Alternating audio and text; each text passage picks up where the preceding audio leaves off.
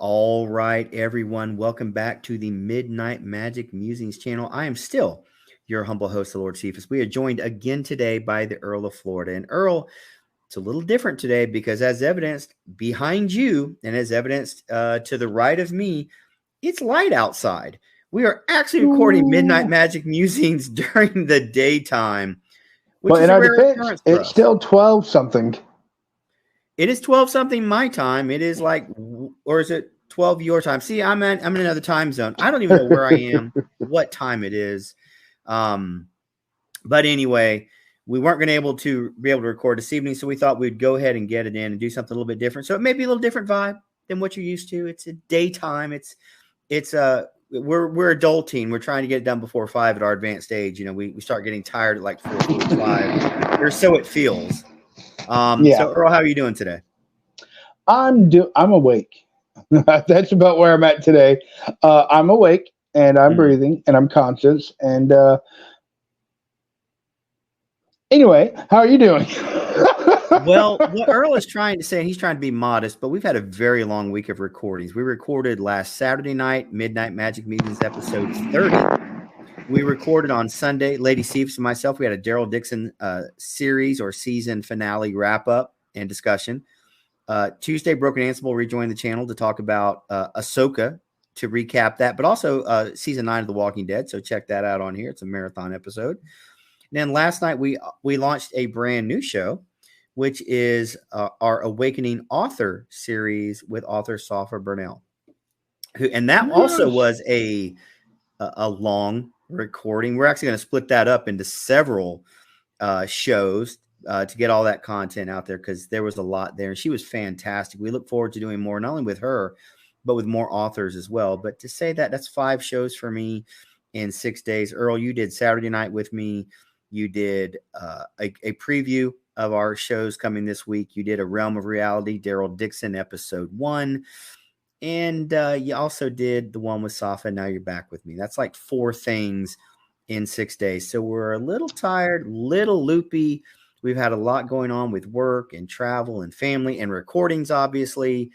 And so we're going to do things a little bit different today. But to welcome you to what we're getting ready to do, it is Midnight Magic Musings episode 31. Why is 31 significant? Well, we're only 2 movies behind, or 2 episodes behind the Marvel Cinematic Universe. They've released 33 movies, or the Marvels will be the 33rd movie. We're at episode 31. We have almost surpassed the greatest movie franchise, earningly speaking, in the history of mankind. I'm not trying to put us over, but I'm kind of putting us over. So, Earl, thank you for coming back and being a part. We do appreciate it. A little housekeeping before we get started. Do us a favor. If you enjoy the kind of content that we do, go ahead and click the like button. It really does help us with the YouTube algorithm. If you've not subscribed, go ahead and click that subscribe, that notification, turn that bell gray. Now you get 3 options here. I would recommend to you select all, because as we just said, we have a lot of content that goes on the channel. We started this morning with the Daryl Dixon Realm of Reality. The Earl dropped that early this morning. Then we had a dad joke. It's a clown dad joke. Truthfully, it is. That dropped this morning. We'll drop this episode in its usual spot in the evenings, but you never know what we're going to drop, what topic, what type of genre. It may be sports, it may be wrestling. We don't know what it might be. So click all, and that way you'll get all the notifications of everything that we do. And then the last thing we're going to ask of you, we appreciate you all's faithfulness and your kindness to come along with us, follow us, give us your comments, your feedback. We always want to receive that, but we do ask of you, hey, if you enjoy the content we produce, share it out on your social media platform of choice. If you don't enjoy what we do, we still appreciate you listening. We appreciate you watching, but share it out anyway. We would greatly appreciate that. And don't forget to comment. That's right. Do that voodoo that you do so well. Let us know what you think. And Earl, we were talking about it off camera this morning. We had some very interesting feedback to our Ahsoka series where one particular viewer called us out quite a bit. Eviscerated us, you might say. And you know what? That's perfectly fine. We don't take it personal. This is not our job. We're just expressing opinions. And if you have a different one, hey, that's cool. If you don't like our opinions, it's okay. We still like you. It's going to be all right. But having said that, let's go ahead and get into our one main topic of the show. And when I say main topic, it's What? really, I know, usually we have 3, 4, 5 topics. Well, with all the recordings we've got going on this week, we haven't really had time to put together a formal draft agenda, which is the fancy terms that we use that I use for work. So we're going to do a triple M overtime segment. In other words, we're going to free flow in this recording. We're going to talk about the things that are on our mind, the things we have not. That's exactly right. Things we have not had a chance to talk about with one another, or maybe opinions and things we've not allowed or had an opportunity to express here on the show. So we're going to jump around quite a bit. So good luck following us. Stay along for the ride. We promise you it will be worth your time. Earl, do you have something you want to talk about first? Well, I do. It was yesterday, which was the 17th? 18th. 18th. Okay. It So the all day runs before together. that, on the 17th, we had a passing, and so we went to have a moment of silence because officially on October 17th, 2023, is the official day that Tony Stark died. It finally arrived. The in-game time skip, we have successfully landed there, and Tony Stark is officially passed on. Robert Downey Jr. no longer portrays him, and so the sacrifice that he gave must be remembered. And they do remember it in Spider-Man: Far From Home. Yep. They do kind of pick up the storyline from there, even though it's a Sony movie. Now, Earl, I've had people argue with me that's the day the MCU died. Was the day that he died, because that pretty much wrapped up the MCU as we know it. And that's a fair argument. You can argue anything you want, and you can make a good argument either way. Yeah. But post that, outside of Spider-Man and Doctor Strange mom, other than that, the movie's up, mostly down in terms of fan reaction and critic score and financially. So phase 4 was not what they hoped for. Phase 5, time will tell. We have the Marvels coming out, just about this time next month? Yeah. So we'll see if Marvel can turn and Disney can turn their fortunes around. I'm not optimistic. What's the bet? What's the betting look like? Okay, what are the odds? I'm currently in a state that does not allow for such legalized wagering. However, since you asked, Box Office Pros released a column over the weekend, I think, or Monday, where they said it's tracking right now in pre-sales to make between $50 and $75 million on an opening weekend. For any other franchise or movie, that's probably people are doing backflips in the streets. If that's a horror movie, man, Universal is like doing backflips down the hallway here outside of my hotel room. Yeah. For a Marvel movie, not considering the budget is somewhere in the 250, not counting reshoots, not counting the fact it's been delayed multiple times, not counting the marketing budget that goes with it. So we're going to let's just take a guess, Earl, because we like to do this. It's probably in the range of 325, maybe as much as 350. We won't know until the official paperwork is filed, and that'll be a while. And even then, yeah. If you start domestically with 50 to 75, then you're looking at a lifetime domestic of probably 175. I was going to say about 150, maybe 150 to 175. Let's give you that internationally. Actually, let's do 125 just so the numbers work for me. That's about a $300 million haul. You didn't even make your budget back, which, by the way, you don't anyway unless you 2x it and you get 2 times what you made. Again, we saw this earlier this year, though. I do want to think about this, Earl, and that is Creed 3 was tracking to be an incredible flop and had tremendous walk-up business its first weekend. And all of a sudden, the narrative changed. Oh, it's a huge success. Look, we were wrong. And then the next weekend, it trailed off. And that was it was very front-loaded its first weekend, and that was it. Well, they also had an interesting shift with their strategy. With I mean, it hadn't been done before, and I think it made everything a success for them. Which it's interesting because remember they had already announced a physical media release like 21 days Yeah. after the movie came out. And I really believe they were looking at the tracking numbers being like, this is not going to go well. Let's just get the DVD out there and make some, or Blu-ray out there and get some money. And then the first weekend it blows up and everybody's like, yay! And then it substantially fell off and just kind of faded away. And so this is not an exact science. It could flip on a dime tomorrow or Wednesday, It could Thursday, make Friday. $37 million worldwide. It could. It could also be very accurate. Box Office Pro, and I was doing some research on their other numbers, about 90 to 95% of the time, they're spot on. It'll fall within the range of what they're predicting. Guardians of the Galaxy 3 did. Ant-Man 3 is probably the one that everybody missed on because who could have anticipated that? But most of the time, they're pretty well on target. And I'll just say, if that's the case, that's the last thing Disney needs to end its year with. Now, they do have Wish coming out 2 weeks later, which looks interesting to me. I check out the animated movies to see, what their interest is. I think Wish looks pretty good, actually. Will it do well? Well, holiday time, kids out of school, it has real potential to do it. I also worry about it has potential to pull against the Marvels, which should be family-friendly entertainment, especially when you bring Miss Marvel. Well, when you bring Miss Marvel into it, it should be. But hopefully, but we'll see. That's I'll be honest, I'm a little nervous for that because I want my Marvel to be good, and we just dropped the Earl, and that's okay. He'll be back in just one moment. He's dialing back in right now. But there's only a certain number of losses. Hey, Earl, welcome back. There's only a certain number of losses you can take before. And Earl, we're both college football fans. We're sports fans. And when a team starts to lose, they use a term called the noise in the system, where you hear a lot of from the fans. And then that bleeds into the locker room. And then the players are doing it because they read the newspaper. I guess no one reads the newspaper anymore. They read what's on the internet. They listen to the talk shows, right? The podcasts. Yeah. Everyone's got one. Heck, we do. And then that noise starts getting in their ears. And then it becomes a talking point amongst them. You kind of feel that way with Disney. That, if it is a flop, and again, I don't want it to be at all. Yeah.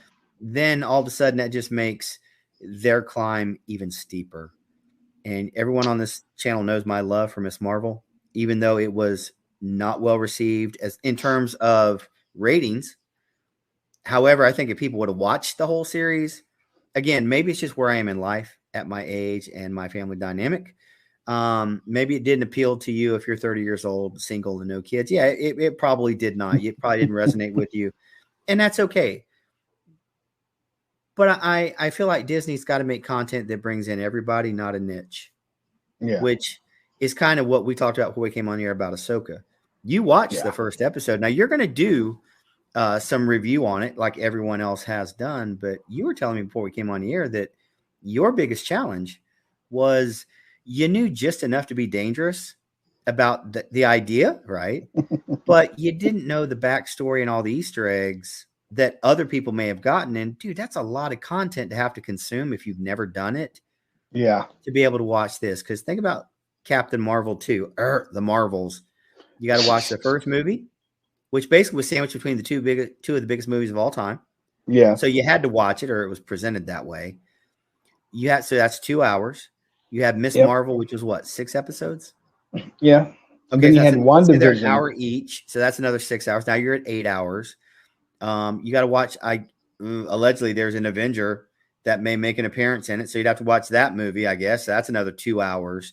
WandaVision, because one of their characters is in it. That's another 8 hours. That's a lot. And then Avengers Endgame. And if you've not watched it all, if you've not put 2 and 2 together, the connective tissue, it becomes difficult to follow. And I think that makes a self-fulfilling prophecy for Disney, because fans, it's hard to invest the amount of time to go back. Do you remember when people would go back and watch all the Marvel movies all the way through in the order you should have watched them? Not necessarily when there was like 10. There was like 10. Yeah. Now it's going to be 33 plus Disney Plus series. It's just too much. If you're an ardent fan, look, God bless you. I'm not against you. I'm happy. But for a lot of people, they don't have the time. We did a rewatch with my mother. We went back and watched from the beginning Okay. all the way through. I think it was Doctor Strange. So Doctor it Strange was 1. no, the second one. Ah, Mom. Got it. Mhm. So yeah, so it was a month-long ordeal because before, remember, they were like, oh, go to the theaters and watch all of them. You know, you're going to be in there Right. for 12 hours or 18 hours. Now it's like nobody's got time to watch 30 movies in one sitting, and then you're also going to watch the series. No, Well, I it's have just too friends in much. New York that live in New York. They went to it. They did that leading up to Endgame. Nope. And I'm like, how does one do that? But there were people doing it. They offered the opportunity to get, I guess they were giving out like posters or pins or, give me something I can take home for that, for putting in that effort. A It's paycheck. yeah. It's interesting though, because I know why Disney does it, why Marvel does Yeah. it, is because you only have a handful of tentpole franchises. You've got to get as much out of them as you can. Yep. But after a certain time, the fan base either gets weary, they age out, or they're like, Or the content starts slipping. it's tough to argue Quality that. and quantity. And that's what they've been saying for what? Since Iger came back for a year now. Oh, we're going to cut back the quantity in response to this, and we're going to have more quality. I haven't seen the quantity cut back really. Hang on a second. I'm checking my watch. Nope, still nothing. But again, we talked about this on a different show. I guess it was Broken Ansible the other night when his review of Ahsoka.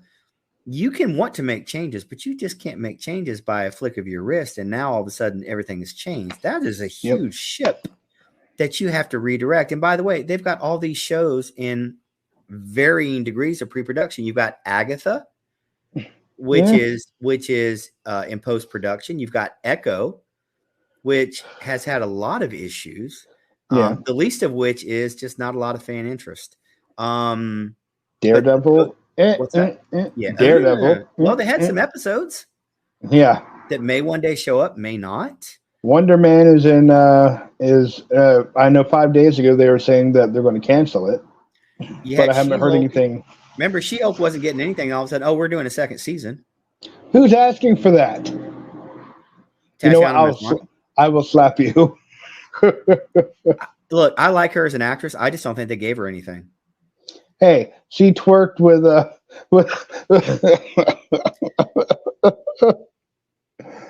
Listen, like what you like, that's fine. I'm not angry with people.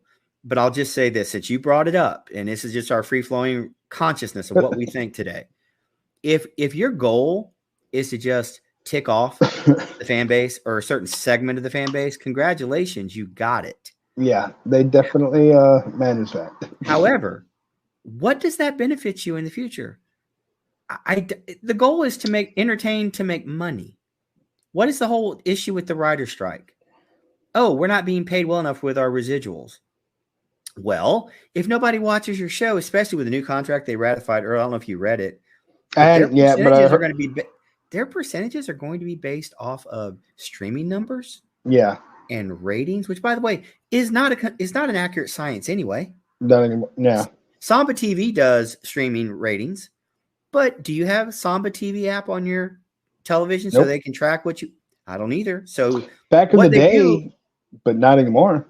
What they do is they take the total number and they extrapolate. Okay, if there's this many that have it, let's expand that number out, and so that means that number would be this. So it's not an exact science. It's an average, but it's not exact. But if that is your system, then that is your system. But you're going to live and die with that system. Mm-hmm. And I'm afraid the writers have signed themselves into a corner, because now all of a sudden you can have the best show and the best writing, but if nobody watches it 6 in, you're getting nothing. Remember the writers for She-Hulk? There was a check. Somebody posted it online. They got $300-something for being a writer on the episode of She-Hulk. Now, admittedly, Earl, that blew me away. That's all you got? Then you saw the episode and you're like, you didn't deserve that. That is the joke that a lot of people have made. Yes. Yeah. I guess from an outsider's person, I'm like, wow, I thought you would have made more. But by the same token, if that's the contract you signed. Yeah. Well, the contract we signed to me would have made sense 15 years ago when everything was still TV and it wasn't streaming. And that's the argument they were making is Well, in some cases, some of the verbiage goes back to the 1950s. Yeah, Yeah, things have changed since the 1950s when radio was still competitive with television. Yeah. It was in the early years of TV. Radio was still the dominant medium. Yeah. It took a while for television to catch up and then surpass it. But that language is certainly, what would we say? Archaic. Yeah. See, you're a writer. I knew you'd know that word. No, I learned that from your last birthday. Oh, Well, my mama once told me if I saw nothing to say nothing, so I got nothing to say to you. How do you like that? Now, we can do this on the show too. That's right. I can't see you. Where did the Earl go? I'm sorry, folks. He dropped out. I mean, I see his background. Now, and I understand why you would fight for it. I understand why there's concern about AI, Chat GPT, and all the different new permutations that are springing up. yeah. My work, my job, we played with it to see what it would do, and it created some very interesting things. So that is something to think about. Look, in the next 40 to 50 years, as time progresses, we're going to be amazed at some of the changes and some of the way things look. Go back 50 years ago. If you had opened a portal, like let's say Doctor Strange, and said, look through that and see what it will be like in 50 years, where basically I got my phone right here and it basically contains every bit of human knowledge on it. Yeah. Because I can access the internet. Nobody would have been magic. Yeah, nobody would have believed that would have existed. That was impossible. What was a computer 50 years ago anyway? It was a big old thing that took up 2 floors of an office building and had the cards. And it was what was it, like 64 megabytes or something, or 128 way back, 50 years ago, 60 years ago? Right. And I mean, you look at the processing power, what it took to do what they could do back then. Look, the internet has been around for 50 years. It just hasn't been in regular circulation, until the mid 90s, where you had AOL and you had Prodigy and all those things that no one remembers anymore if you're not of a certain age. Mail. You got mail. That's right. So we've seen a lot of changes, and I think there's going to be more. And the question is, how is the entertainment industry going to handle this? And I think what you said a minute ago is really cool, or interesting and cool. Streaming has changed the game. Yeah. Why else is Suits getting sort of not a revival or a reboot, sort of a continuation? Yeah. From where put in the Suits universe, which in and of itself is a weird term. Everything's got a shared universe now. Yeah. Of storytelling, because for the last 4 months on Netflix, it's been in the top 10. It's gotten huge streaming numbers. Now, it was popular on USA for the 9 years it ran, but following about season 7, the ratings started to trail off. That's when Mike Ross, played by the great Patrick J. Adams, he left the show. Meghan Markle left the show, the Rachel Zane character. And the storylines really changed to it being more about family than legal. And some people enjoyed it, some didn't. But it's because of the streaming that we're talking about building a show all over again.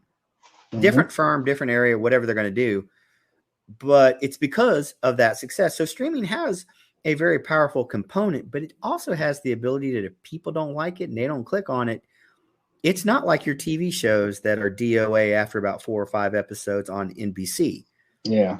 You could be DOA 1 episode in if the ratings say, hey, the +5 after your 7 days, you've gotten 500,000 views. Yeah, you're gone. Yep. Yeah. You're blacklisted too at that point. Right. And so this is the model we're going to. Earl, I know for a fact you cut the cord a long time ago. We did several years ago. Look, my in-laws who are in their 80s cut the cord 4 years ago. They have a Roku TV. They have Hulu. They're fine. Yep. We bought them a new TV last year. It was plug and go. You plugged it in. You entered their information. They got the little remote. They can handle it just fine. It's easy. And as we go to that system, things have – I feel like the general there in The Patriot at the end of the movie, everything will change. Everything has changed. I know, right? That's the way things are. And the only constant is things are going to change. So how will the entertainment industry deal with it in the short term? I think they're going to take their lumps. Yeah. And the longer the writer strike or the actor strike goes, and again, I'm not going to weigh on whether it's right or wrong. It's not my business. Literally. We're not in that field, so we don't have a dog in the fight. We don't, but I will say this. Shows are going to be pushed back further and further and further and further. You can write shows, but you got to film them. You got to post-produce them. You got to clean them up. Now all of a sudden I'm looking at Deadpool 3 thinking end of 2024, maybe early 2025. How long ago Yeah, was Deadpool 2? Do you remember? Let me look that up real quick. Deadpool 2 was what year? 2018. 2018. So if it doesn't come out till 2025, that's a 7-year gap. It's the same amount of gap Guardians of the Galaxy had, where And it we went know how from that volume did. 2 to volume 3. Yep, And I would argue that probably hurt a little bit just because a little bit. people move on, man. That's all I'm saying. People move on. Go ahead. Well, I was going to say, and speaking of Guardians of the Galaxy, I think you might have covered this in a short. I'm going sideways here. Yeah, yeah. So the Blue Beetle, Lobo, and Rocket Raccoon co-creator Keith Giffen passed away at age 70 on the 12th. So Now, do you know where they got the Rocket Raccoon name from, nope. sir? It Trash actually Panda. comes. What's that? Trash Panda. No.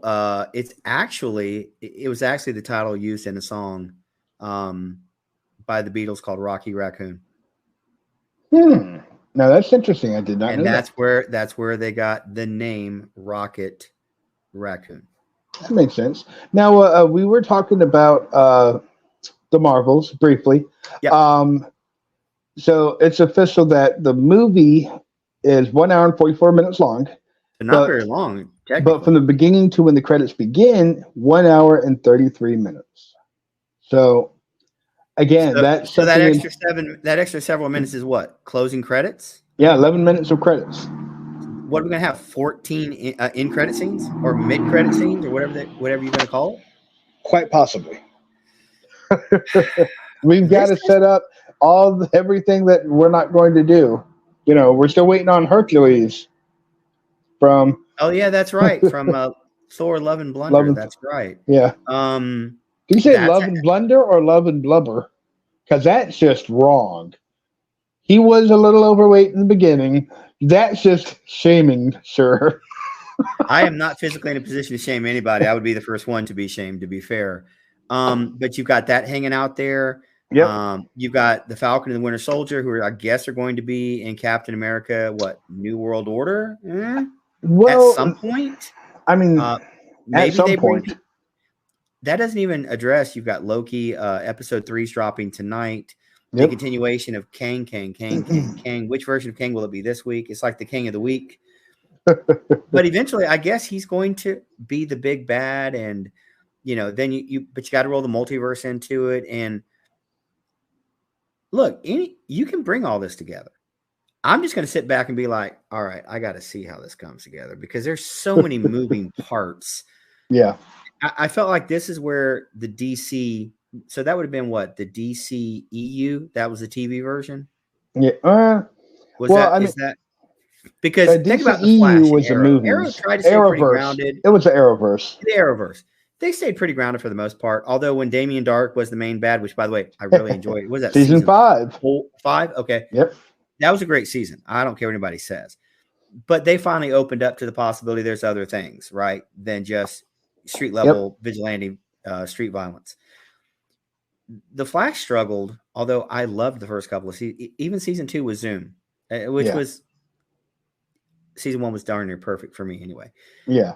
The multiverse really, really was hard to follow. If you didn't watch it week to week, you didn't know why that character was there when that character died 3 years ago. And I'm not saying it's bad storytelling. I'm saying serialized storytelling means you got to stay with it week after week. Convoluted. After week. Yeah. It was like wrestling was for us in the 90s.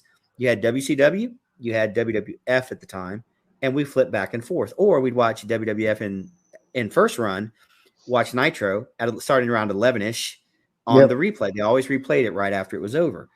If you missed weeks, there would be times people would pop up on one side or the other. I have no idea why they're doing that. Or exactly.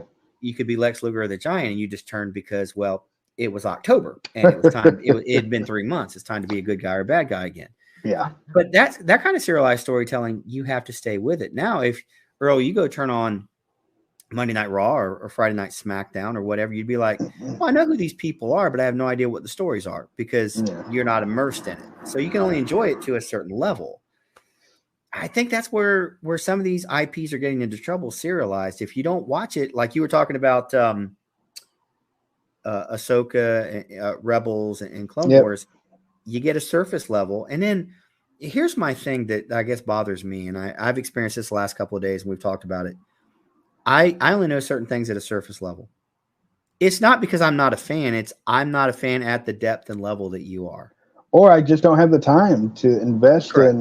in like talking about Rebels and Clone Wars. How Yeah. many hours just in those two? So what's that? 4 seasons of Rebels, At 24 seven minutes seasons of apiece or something. 7 minutes of Clone or 7 minutes. I'm sorry, 7 seasons of Clone Wars. There were six, and then Disney added the seventh. Yeah. So now you're talking about what's that? 7 4. That's 11 seasons of cartoons. Yeah. I think that's important to think about as well. That does not appeal to everybody. And I also think that's a struggle sometimes translating cartoons into live action. We've talked about that with Little Yep. Mermaid. We're going to have to cover that when Bambi comes out. I cannot wait for that one. I don't know if you've seen the Family Guy clip where he's out there getting ready to shoot Bambi's mom, No, I and he haven't. looks up, and all the deer are standing around him and start clubbing him. Told him he should have taken the shot, and they just started all beating him. No, That's probably the best they could ever do with the Bambi reboot or I don't know. remake. Live action. Saturday Night Live did pretty well with The Rock as Bambi. You I ever see mean, that one? no, I did not. They killed his mother. They killed his father. Now he's out for revenge. And it's Bambi, it's The Rock in a deer outfit, but he's not alone. And you see somebody's hopping. It's Thumper, Thumper. and it's he goes, and it's you'll know who it is as soon as I start. It's not the actor, but it's somebody that's supposed to be portraying the actor. He goes, "We're family. We're together. We're family. We fight together." There's a knockoff Vin Diesel, and I'm like,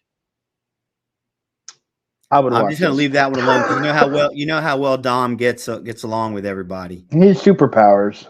Okay. Allegedly, there's been a burying of the hatchet, perhaps a bringing back of Dwayne the Rock Johnson in either the next movie or another. It's supposed to be another Hobbs and Shaw with Jason Momoa's Dante, but I don't know if Jason Statham's returning. Same universe. There we go again. Well, and that brings up an interesting point: is everything going forward going to have to be connected? Is that where we're at entertainmentally? That number one, there's not going to be a one-off movie anymore. Everything is franchised. And I get why you do it. Because remember, us growing up, we didn't have the franchise. We had Back to the Future, Star Wars. I'm trying to think of some others. Now you had horror franchises, Friday the 13th, Nightmare on Elm Street. But the majority of those didn't start until the 70s and 80s. And even Terminator. That's true. But look, Terminator 1 was in what, 84? Yep. And Terminator 2 would have been 91? Yep. Because I saw it the night that Grandma died, actually. That's why I'll always remember that. Our great grandmother was in a nursing home, and she passed away. That's the only reason it resonates with me so strongly, other than the movie. But that was 7 years. Yeah. But it was brand new because of all the CGI and the effects that James Cameron deserves every award and accolade for the technology he's helped create. But that was okay because we were seeing something new. Yeah. But now you're doing a movie every year or every 2 years. You burn through material really, really quick, or you gap it so long that people are just kind of like, nobody cares. I remember that. Yeah. But you know what? After a while, Earl, is it as good as you remember it being? Maybe it is for you, but for a lot of people, time doesn't heal all wounds. In some cases, they're like, yeah, I remember it, but I just remember it being okay, even if at the time you really loved it. Yeah. Well, but that's where we're at. Everything is a universe. Time is a lens that we see all things differently through. Wouldn't you say time is the fire in which we burn? Maybe. Well, I mean, if you can't quote Malcolm McDowell in Star Trek Generations, who can you quote here on Midnight Magic Musings episode number 31? I got a real random one for you. Some things I've been thinking about this week. They are dropping new shows for the fall season on network television. For example, we've seen The Irrational. Oh, which I'm an episode and a half into. That's Jesse L. Martin. Who was Joe West on The Flash. He was also Detective Green on Law and Order, Law and the Order. original Yep. Mothership. He was The partnered OG.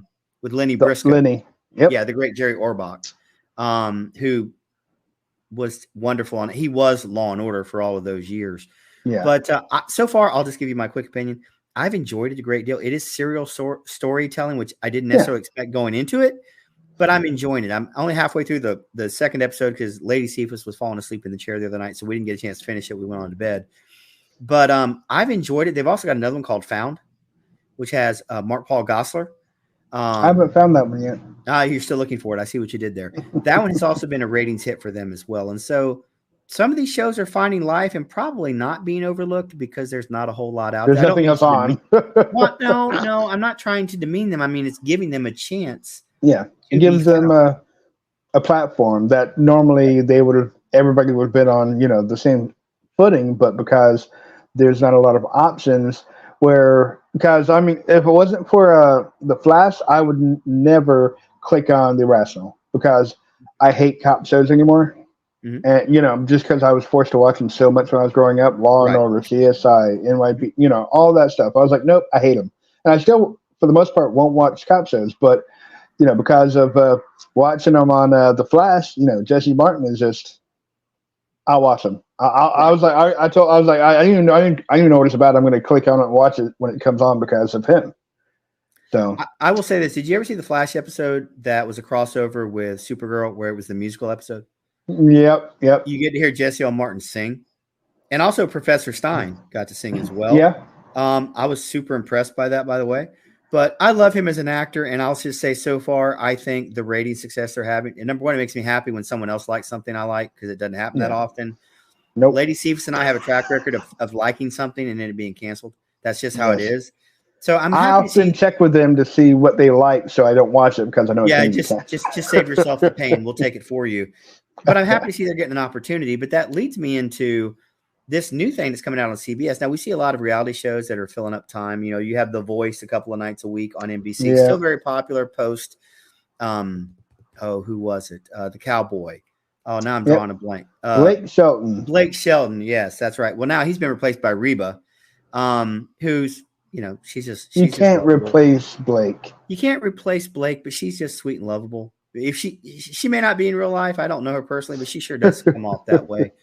So it's okay, but there's not a lot of scripted shows. But there is one getting ready to drop on CBS, which is airing Yellowstone. And you want to hear something crazy? The ratings are pretty good for Yellowstone, even though you can see it on Paramount. Yeah, it's still getting radio. It's not first run anymore. They have not filmed the second half of season 5, and they may never. They may never. But it gets ratings. But they're going to drop a brand new scripted show, NCIS Sydney. I don't care. But I go back to it's a cop show that I'm not really. And the Earl is being attacked by cars. I believe that was Toe Mater that just came by and tried to interfere with the show. Sorry about that. It's a nice day here, so I was like, I'm going to have my windows open. That was the wrong decision to do, apparently. That's okay. But no, I'm just not. It has to be something that grabs me, and I can't do NCIS or CSI. So you can continue because I know that you're a fan of them. Yes, I am a fan of NCIS, the mothership. Mark Harmon left, and everyone thought the show would go away. It didn't. It's gone 2 seasons. We're waiting on the third. Should the actor strike ever be corrected? But you have that now. NCIS Los Angeles did come to an end after 11 seasons this past year. Although they moved LL Cool J, Ice-T. Wow, LL Cool J. Excuse me. You're me. fired. Mama said, "Knock me out." Apparently, or I feel like I've been knocked out. But he's moved over to NCIS Hawaii, which has done okay in the ratings with, Vanessa Lachey. I think Nick Lachey's wife is the lead on that. So you have just the two now because NCIS New Orleans ended a couple of seasons ago amidst a tremendous amount of controversy and on-set shenanigans. So now you have NCIS Sydney. So you're taking the Naval Criminal Investigative Service to another country, which, of course, there is NCIS in other countries. It's just going to be weird because if you use your your brain, you're like, okay, jurisdictionally, who's investigating the crime? Yes, you have jurisdiction on U.S. soil, or if you're investigating the death of a U.S. soldier, but that's going to be weird. I'm sure it'll be fine, procedural. But here's the question I have, Earl. You've seen all the NCISs at some point. Yeah. What are they going to do when they go to a commercial on this one? Every NCIS show has a little different fade. Yeah. I have no idea what you're going to do with this one. Koala bear. You know what? I would prefer a sloth just crawling across. I would be, because I love sloths. I think they're so adorable. They're icky creatures, but they're adorable to look at. I actually think that this one might get back to the original progenitor of NCIS a little bit, because Jag. Yeah, I think this one might actually get back a little bit too, because you won't have jurisdiction where you can go, yeah, beat it. We're taking the lead on this, because you're in a foreign country. You're not on. So there's going to have to be quite a bit of differences going on there. So you might see a little bit more of a potentially maybe even a trial procedure going on as well. I'm like, it's interesting. They might have a few options to go there. It's going to be interesting to see what they do, because we saw this with Daryl Dixon, and again, spoiler alert: the Earl dropped his preview of episode 1, and a little disagreement, by the way, between him and Lady Cephas and I. And you know what? That's okay, because all opinions are welcome. We don't get angry about it. We'll debate it and be like, cool, I'm glad you like it. Or, yeah, I can see why maybe that didn't work for you. Okay, that's fine. And, really that's the way life ought to be. But it's going to be interesting to see, will people watch it for quality? It may be very quality. Will they watch it because there's a dearth of other entertainment? There may be a subset that watches it because of that. Or maybe you'll be able to see the Hemsworth compound in the distance.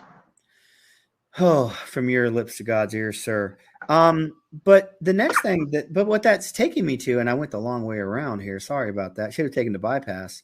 I really think what we are seeing with this strike is, and forgive me for being over sensational, but the decimation of entertainment and television scheduling that we've lived with for the last 40 or 50 years, because you had sweeps in November. Yep. You'd see crossover episodes or guest stars, big name guest stars. February, sweeps, crossovers, famous guest stars. And then you have May, which is the final sweeps period. And for those of you who don't know what sweeps are, those were the times you wanted to get your ratings the highest they could for advertising for the next year. And a lot of times those were determinations on whether shows made it or not. Yep. Well, now all of a sudden we are we're more than halfway through October. Yeah. Now we're coming up on November. There's no November sweeps now. Nope. They can do it, but with a very limited quantity. And there's no longer the Christmas break where there was nothing new drop. Mm-hmm. It was reruns. But now everything has a Christmas episode that comes out on Christmas, not in November. NCIS comes out usually 2 to 3 weeks before Christmas, and that's their Christmas episode. And then they don't have anything until that February. First or second week of January. Right? No new episodes. Yeah. It's like a month. So now all of a sudden, if you're not going to have shows starting in August or September, or CW was famous for doing October. Hey, if that's your gimmick, that's fine. What happens if you don't have any new shows rolling out until January, February? Your schedule's completely shot. Yep. I don't know how you ever get it back on schedule, at least from the entertainment perspective. There's a part of me that thinks this thing has messed up more things than I think people realize are normal thought process and routines. I think it's going to help push towards streaming even more, because I think people are going to start realizing, look, we'll release content and people will watch it if they want to watch it, when they want to watch it, not because you have to be there Tuesday night at 8 p.m. for an NCIS or Wednesday night at 8 p.m. for Survivor, which is like in their 44th season now, because it doesn't get as high ratings as it used to, but you know what it does get? Ratings. Lexus. Yeah. It gets all these billion and trillion dollar sponsors. Therefore, it makes money for CBS. So no, they're not trying to be a top 5 program. That's not what they are. They're a solid entertainment program that gets a lot of money in advertising. Sponsors. We'll keep you around for that. That's why some of these shows you go, why are they still on? I don't watch them anymore. Not about whether you watch them or not. It's how much money are they bringing in Yep. to the company. And to that, I've got one more for you. Okay. That's on the tip of my tongue, and that is Five Nights at Freddy's. Yep. The Earl's very excited. His kids want to go see it. The Earl is taking them to the movie theater, at least so he says, at least for now. Earl, I don't know if you've read much about it. That movie budget is somewhere in the $25 million range. Yep. In the horror movie range. Yep. Correct. And it was pretty much filmed entirely in New Orleans. Yep. So they got a lot of tax credits because Louisiana is getting serious again about bringing back movies. Because, for a long time, they were a mecca of movie production. North Carolina was too. They still have a film division, but they don't get as much as they used to. Yeah. One of the ones that no one thinks about that was filmed there, One Tree Hill. I'm just throwing that out there because I was a younger man back in the day. But there were a lot of shows that were filmed in North Carolina. Now, not as much. Yeah. Now you have Atlanta or Georgia that has dominated the last 15 years and continued to do so. But it's a $25 million budget. Here's the kicker. Universal and NBC are going to do a day-and-day release. Yeah. The day it drops in the theater, it's going to drop on there. But here's the thing, Earl. They've already paid the Five Nights at Freddy's budget. $25 million. They've already covered their budget. Yep.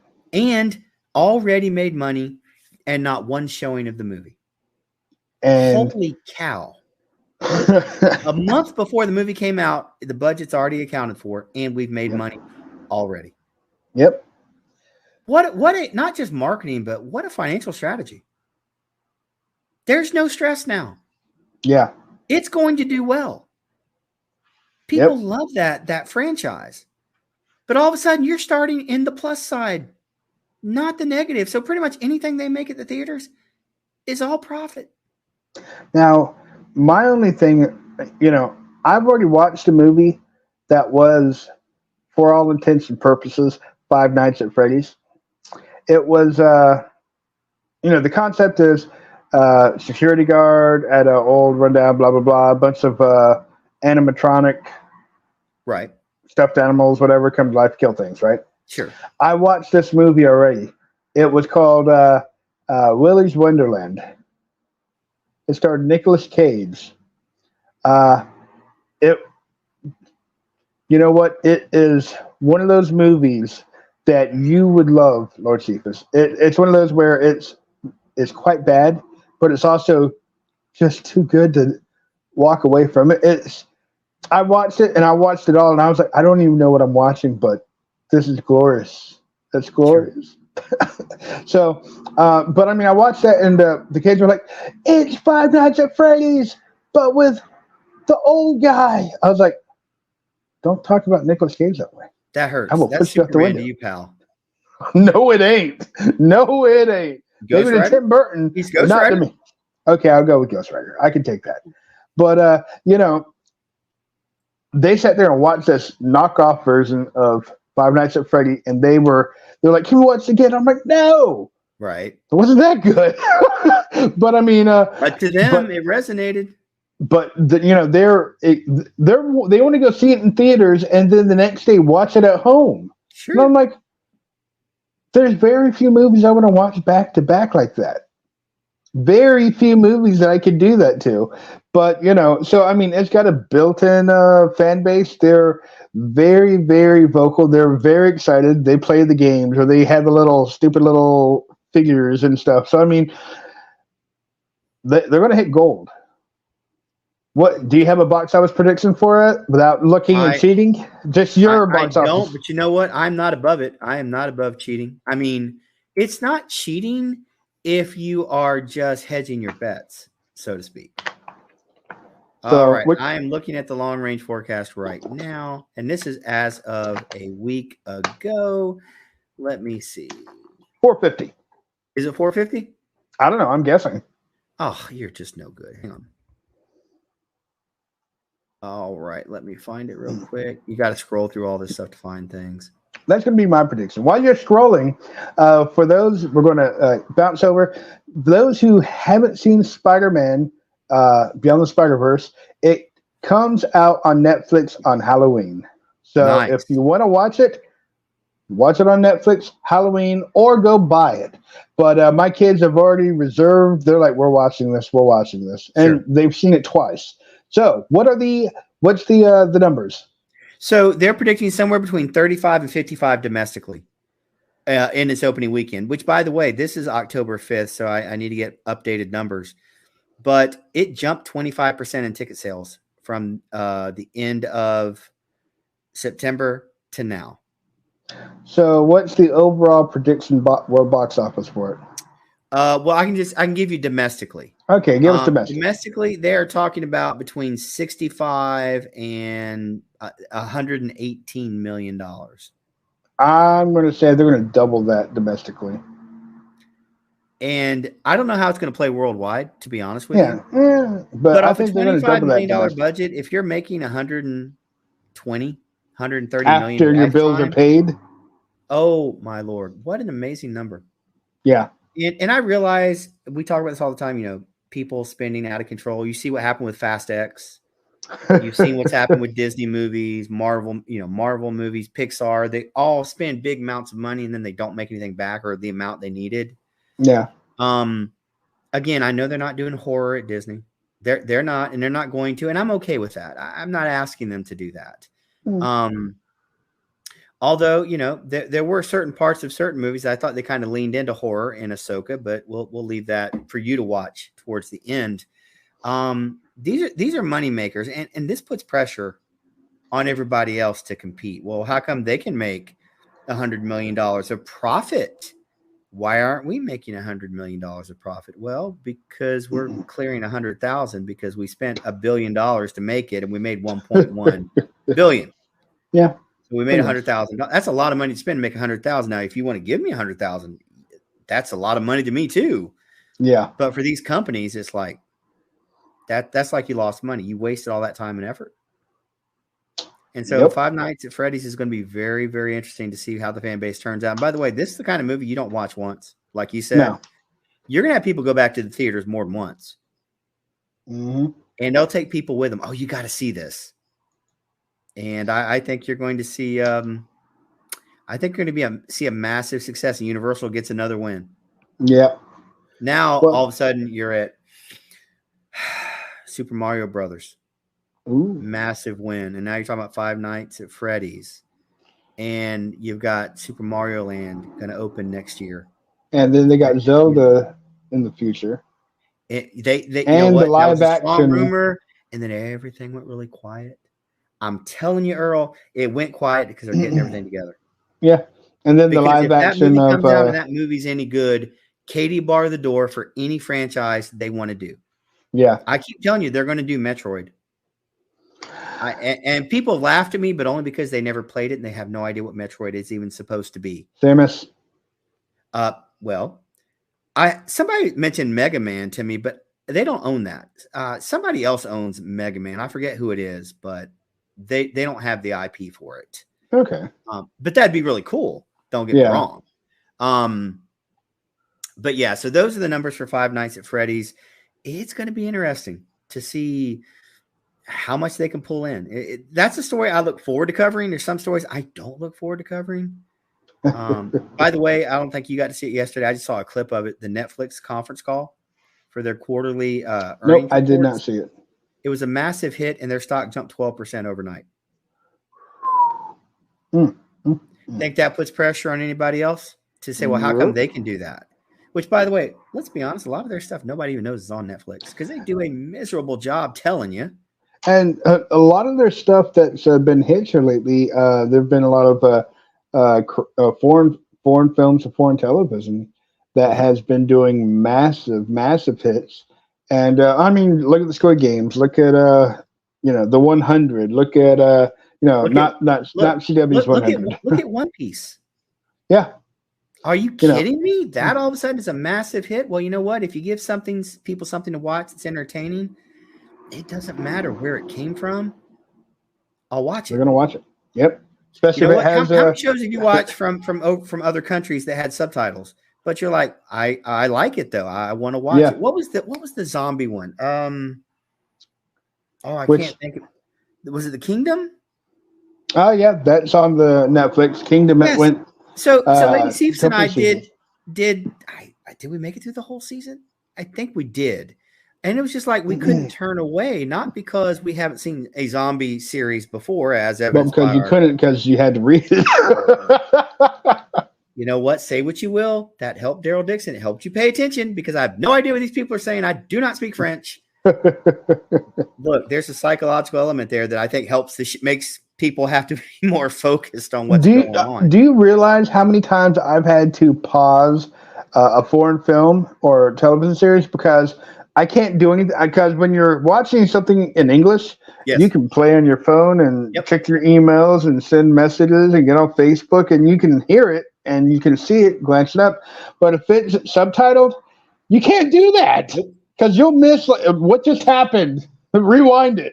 Have you noticed a lot of these shows? Maybe it's just because I'm getting old and my hearing is shot. But a lot of times I have to turn the volume up and rewind it and play it again to hear exactly what they said. And I don't know if that's the actor's choice to speak in that tone or if it's purposeful to make you have to slow down, stop, and pay attention. We had that trouble with the last couple of seasons of The Walking Dead where they talk. And I couldn't understand what they said. There's one or two times I did turn closed captioning on because no matter how loud I turned it, I could not make out. Well, that's the what whispers. They were saying. Yeah. Oh, stop it. That's a totally different issue. Catch him. Kill him. What? Listen, that first episode with whispers, that was pretty good horror right there. The Walking Dead. So we're like, oh, what is going on? And then, Jesus.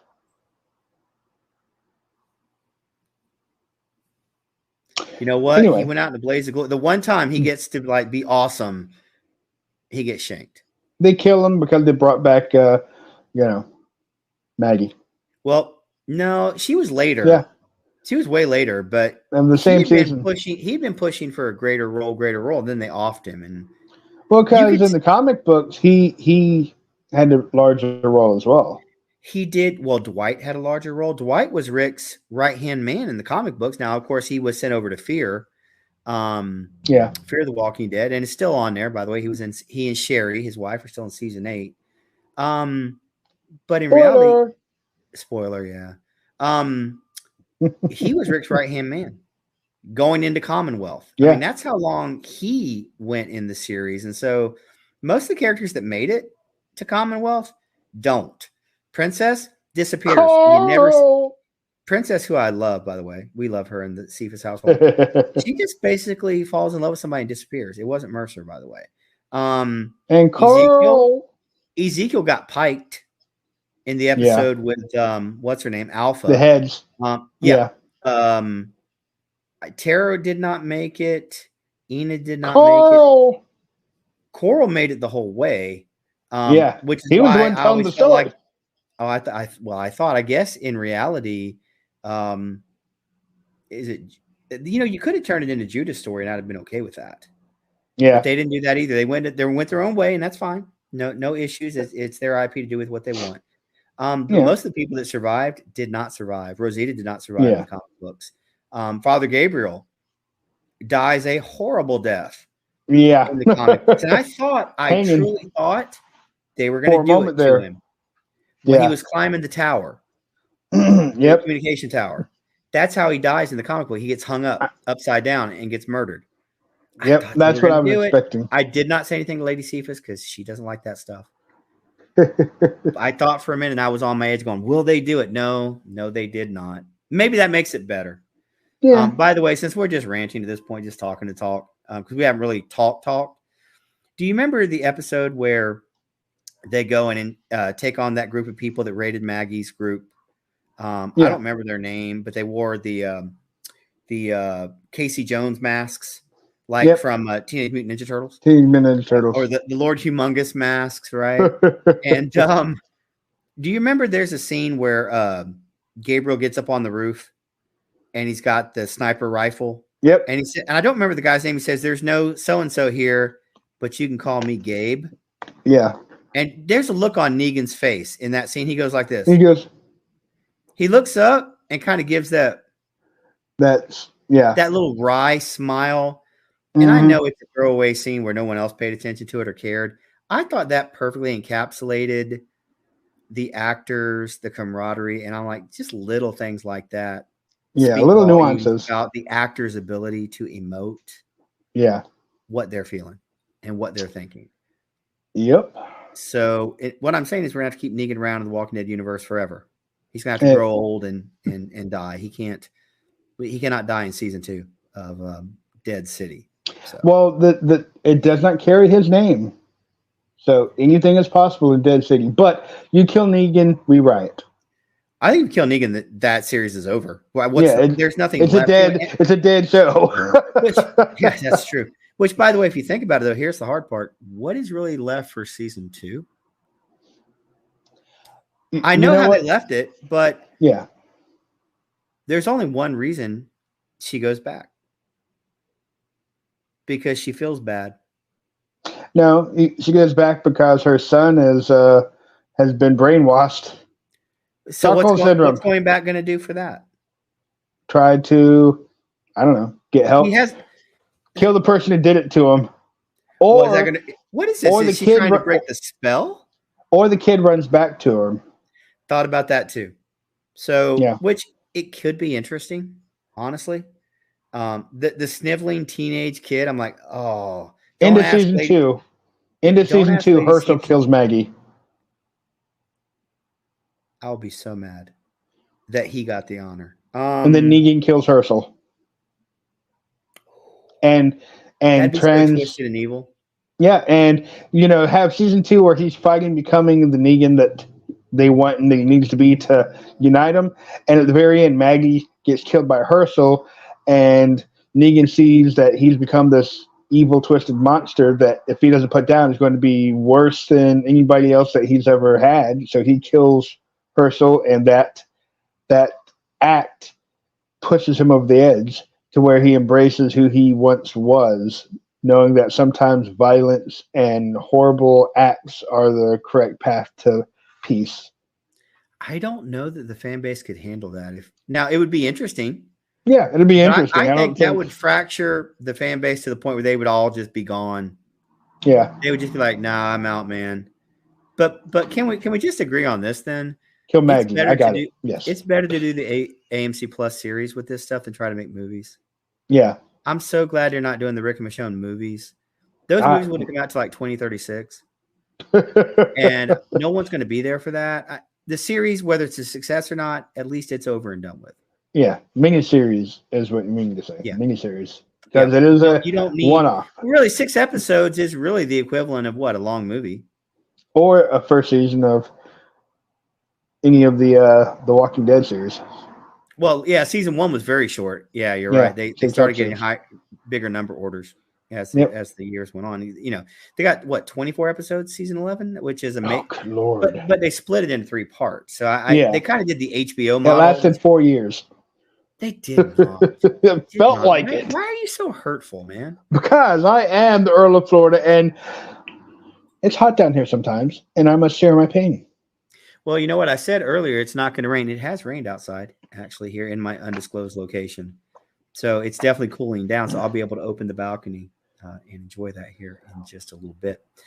All right, Earl. Well, those are sort of the topics I had on my mind. Again, they didn't need a regular show, title, but just things we haven't really chit-chatted. We just thought we'd bring you along and hear you hear us rather chit-chat about all these things. Do you have some other things you wanted to bring up? I had two things to mention, both involved with Disney. Disney Plus is moving forward with a live action series of an older cartoon called Gargoyles.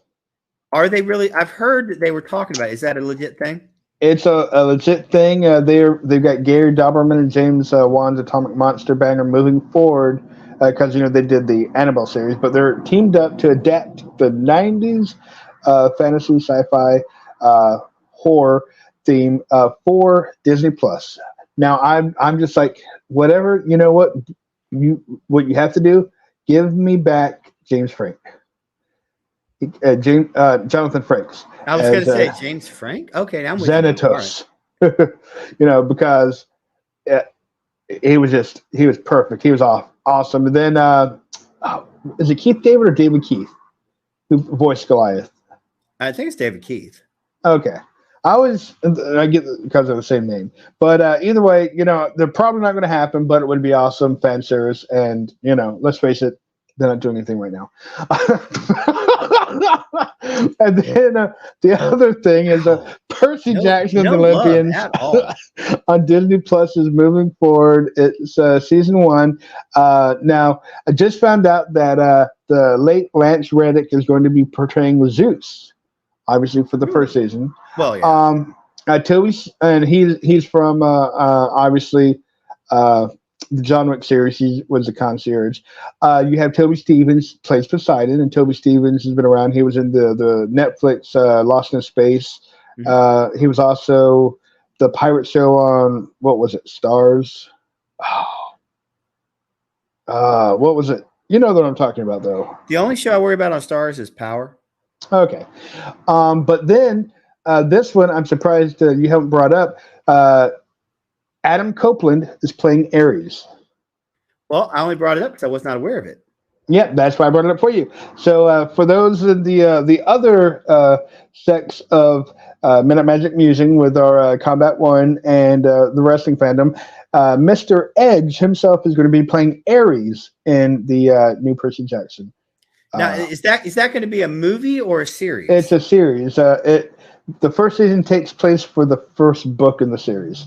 So if it does well, there's several more books in the original series, and then if it does well through the continuation, Rick Riordan, who wrote the books, has also got a Egyptian version for the Egyptian mythology. He's got a Norse mythology. He's got several different mythological series that are all in the same universe. Mm-hmm. Again, the same universe. So, if season 1 is a hit, look out. But you know what? They could really use a hit right now. Oh, yeah. So I hope it's good. If it's good, hopefully people will come out and support it. That's the one thing that we see where you're on one side of the fence or the other, depending on what your feelings are on certain things. Well, I'm just not going to watch it because they put it out, but it may actually be good. Well, I'm just not going to watch it and support them. Okay. Yeah. You don't have to. Well, you don't have to. And I'm also not just going to watch everything because it's on there either. Because if I don't like it, like you said, I'm not hate watching it. We talked about that before we came on. We talked about Daryl Dixon. You enjoyed the first episode. You understood where it was going and why. Yep. But you're like, if I hit a point where I'm like, I don't want to do this anymore, I'm not doing it. And I wish more people could just step away from the computer, go outside and take in a breath of fresh air, or take your shoes off and walk in the grass or something.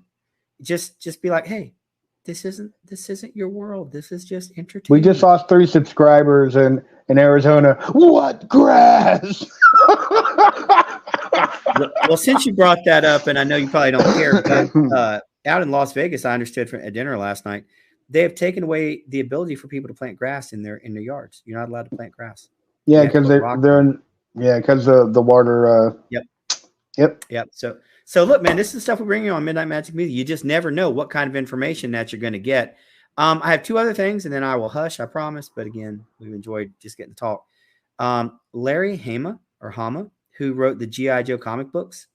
Yeah. In the 80s and in the 80s to early 90s, and they revived it with IDW and Devil's Due in I think 2002 and up till about I think 2020, 2019, somewhere in there. They're restarting it.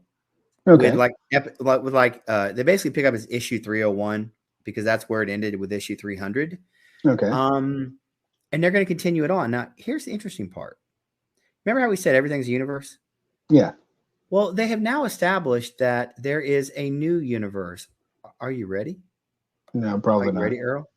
It is a shared universe with Transformers and G.I. Joe, and it is called, and I quote, the Energon universe. Well, yes, that Energon that the Transformers use to power themselves.